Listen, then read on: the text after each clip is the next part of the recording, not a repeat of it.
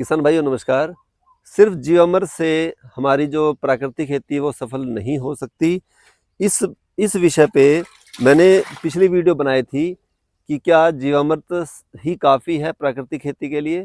तो ये बिल्कुल सही नहीं है। जीवामृत तो एक उसका पार्ट है। तो आज मैं बात करूँगा कि प्राकृतिक खेती को अगर हम सफलतापूर्वक करना चाहते हैं, यानी उसमें सक्सेस चाहते हैं, तो इसके कितने स्टेप होते हैं। तो मोर ओवर इसके 6 to 7 स्टेप्स होते हैं। इसके अंदर 6 से 7 जो मुख्य इसके सिद्धांत हैं वो ये हैं कि हम ज़मीन में जीवामृत का सही उपयोग करें। दूसरा, हम अपने मिट्टी की सेहत यानी ज़मीन की सेहत का सुधार करें, सॉइल हेल्थ को इम्प्रूवमेंट करें। तीसरा इसके अंदर होता है वापसा, यानी मिट्टी में पानी और हवा का जो बैलेंस हम पूरा मेंटेन करें। उसके बाद में चौथा होता है आच्छादन यानी मल्चिंग। इसके बाद पांचवा हो सकता है मिक्स क्रॉपिंग यानी मिश्रित खेती। छठवां होता है इसके अंदर हम मेड़ पे पेड़ लगाएं। और सातवां हो सकता है कीट प्रबंधन, यानी कि हमारे खेत में जब बीमारी आती है उसका हम उपाय कैसे करें। तो ये जो 6 से 7 जो इसके सिद्धांत है उसके बारे में बात करूंगा।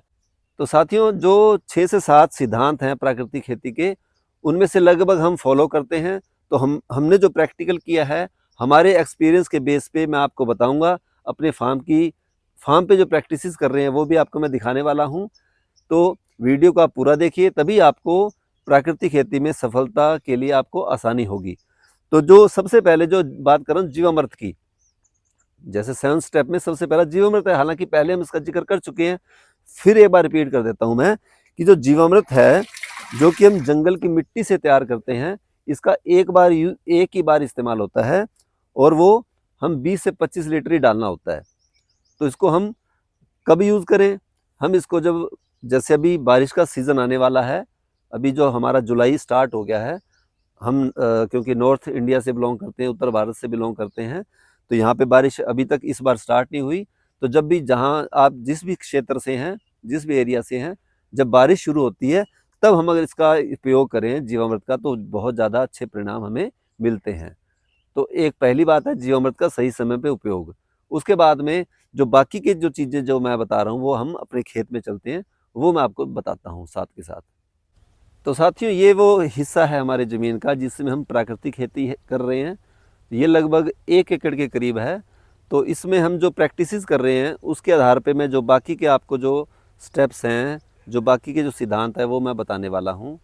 तो देखिए, जैसे मैं बोल रहा था कि जो प्राकृतिक खेती में जो दूसरा सिद्धांत है वो है सॉइल हेल्थ को हमने बढ़िया करना है, यानी कि मिट्टी की सेहत का सुधार करना है। तो उसके लिए हमने क्या करना होता है कि इसको, एक तो हमने छेड़खानी नहीं करनी है।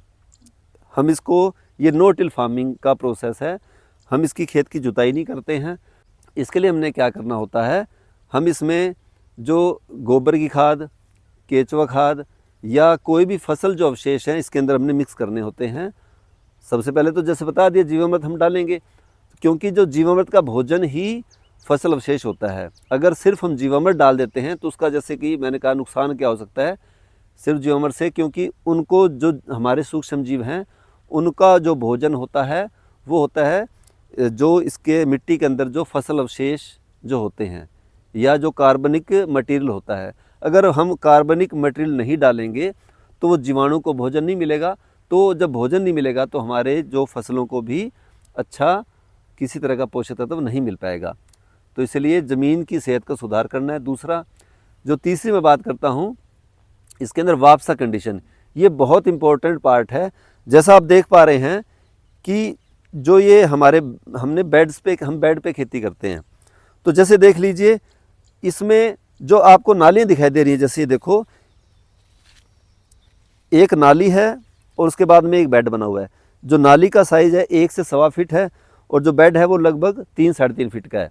यानी 25 से 30% भाग में हम पानी देते हैं और जो ये बेड है ये लगभग 70% है।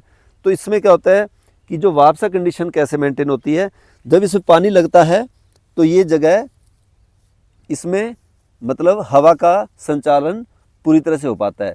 तो जो वापसा का मतलब यही होता है कि हम अपने ज़मीन में पानी और हवा का बैलेंस रखें। अमूमन जो किसान साथी हैं वो क्या करते हैं, फ्लड इरिगेशन करते हैं, यानी पूरे खेत में पानी भर देते हैं। उससे क्या होता है, मिट्टी में जो हवा होती है उसका, हवा और पानी का बैलेंस बिगड़ जाता है, और जो काफ़ी जो सूक्ष्म जीव हैं जो मतलब पानी में नहीं बढ़िया रह पाते, सर्वाइव नहीं कर पाते, वो डैमेज हो जाते हैं। उसके बाद होता है आच्छादन यानी मल्चिंग। तो मल्चिंग का बहुत बड़ा रोल होता है। जैसे आप देख पा रहे हैं, हमने जो पराली की और जो फसल अवशेष की मल्चिंग कर रखी है। देखिए इसमें पानी लगे काफ़ी। देखो ये जो नाली देखिए आप, नाली बिल्कुल सूखी पड़ी है, लेकिन जो ये है ना, देखो मिट्टी बिल्कुल भुरभुरी है और इसके अंदर काफ़ी मॉइस्चर है और मिट्टी का स्ट्रक्चर भी बहुत बढ़िया हो गया है इस मल्चिंग के कारण। अब मल्चिंग के फ़ायदे क्या हैं, जैसे कि मैंने आपको दिखाया है कि एक तो इसके अंदर मॉइस्चर मेंटेन रहता है, नमी रहती है मतलब, और इसके खरपतवार भी काफ़ी कम उगते हैं। तो आपको ये फ़ायदा होने वाला है मल्चिंग का। जो प्राकृतिक खेती में जो अगला सिद्धांत है वो ये है कि हमें एक ही तरह की फसल नहीं लगानी चाहिए। जैसे यहाँ आप देख पा रहे हैं, हमने कई फसलें यहाँ पे ली हैं। देखो बेड्स पे हमने हल्दी भी लगाई है, मोरिंगा भी लगाया है यानी सहजन, पपीता भी लगाया हुआ है, और भी कुछ तरह के फल जैसे अनार आपको दिखाई दे रहे हैं। और इस तरफ देखिए यहाँ पे हमने मिर्ची लगा रखी है, ड्रैगन फ्रूट भी लगा रखे हैं। आप अपने एरिया के हिसाब से अलग अलग फसलों का चयन कर सकते हैं। हाँ, आप इस बात का ध्यान रखें, उनका आपस में कंपटीशन नहीं होना चाहिए। यानी कुछ फसल ऐसी होनी चाहिए जो नाइट्रोजन फिक्सेशन करती हैं, जैसे मोरिंगा है, ठीक है। तो इस तरह का आप चयन कर सकते हैं, वो सलाह भी ले सकते हैं, जो भी आपके एरिया में आपको सलाह इस मामले में दे सकते हैं।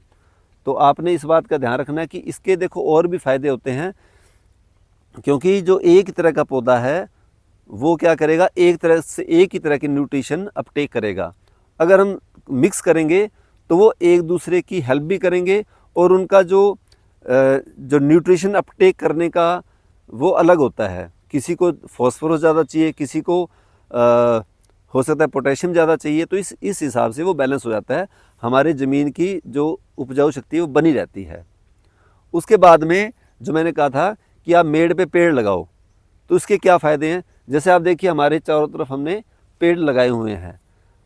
अब पेड़ लगाने से क्या होता है, एक तो हमारे ज़मीन, जो हमारे खेत में जो काफ़ी तेज़ हवा चलती है उससे कुछ बचत होती है, यानी कि क्योंकि पेड़ हैं जो विंड ब्रेकिंग काम करते हैं। दूसरा एक क्या होता है कि जो हमारे लिए जो कीट प्रबंधन के लिए भी, क्योंकि पेड़ों पे पक्षी बैठते हैं, और जो ज़्यादातर पक्षी होते हैं, जो बर्ड्स होते हैं, 90% इंसेक्ट को खाते हैं। हमारे खेत में कोई जो इंसेक्ट लगेंगे तो वो क्या करेंगे, हमारे जो खेत वाले इंसेक्ट को जो बर्ड्स हैं वो पिक कर लेंगे। तो हमें एक तरह से नेचुरल तरीका है ये इंसेक्ट को यहाँ से भगाने का या ख़त्म करने का। और जैसे कि मैंने लास्ट स्टेप जो बोला है, कीट प्रबंधन। तो अभी जैसे आपने मान लो नेचुरल फार्मिंग स्टार्ट की है, अभी आपने पेड़ नहीं लगाए हैं, और पेड़ अगर लगाए भी हैं अभी तो पौधे बिल्कुल छोटे हैं, तो अभी उसमें पक्षी नहीं आ पाएंगे। तो आपको शुरू में, जैसे हमने पहले शुरू में किया था, आपको नीमास्त्र, ब्रह्मास्त्र या संजीवनी खाद, कई ऐसी चीज़ें साथ में बनानी पड़ेंगी, जिससे क्या होगा कि आप उसमें कीट का प्रबंधन कर सकते हैं। और ये सभी जो हम कीटों का प्रबंधन सारे वो नेचुरल होते हैं। तो इसलिए आपने जो सभी स्टेप जो मैंने आपको बताए आप फॉलो कीजिए।